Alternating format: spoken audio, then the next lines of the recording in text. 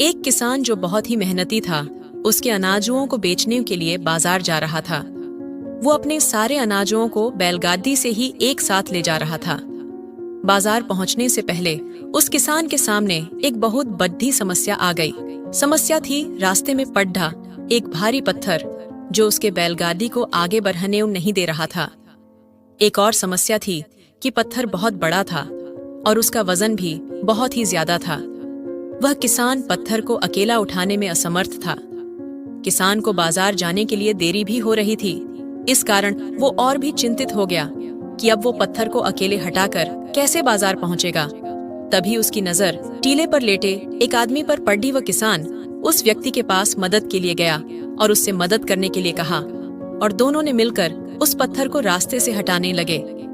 पत्थर को हटाने के बाद उस किसान ने मदद करने वाले को धन्यवाद कहा और कहा कि अगर आज आप नहीं होते तो शायद मैं यहाँ से नहीं निकल पाता आज।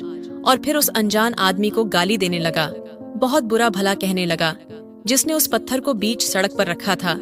जब किसान बैलगाड़ी पर बैठकर जाने ही वाला था तो उस मददगार आदमी ने किसान से कहा कि महोदय, आप जिस व्यक्ति को गाली दे रहे थे और अभी आपने जिसकी तारीफ की एवं धन्यवाद कहा, वो दोनों मैं ही हूँ। असल में मैं बहुत ही ज्यादा थक गया था और आराम करने के लिए एक अच्छी जगह ढूंढ रहा था तो यह पत्थर दिखा।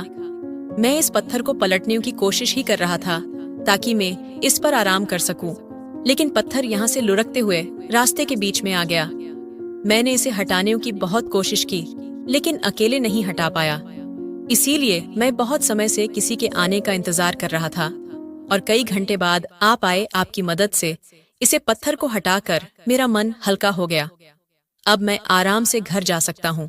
फ्रेंड्स, इस कहानियों से हमें यह शिक्षा मिलती है कि गलती किसी की भी हो सकती है, लेकिन बिना जाने या बिना प्रमाण के किसी पर आरोप नहीं लगाना चाहिए, क्योंकि बाद में गलती आरोप लगाने वाले की भी हो सकती है।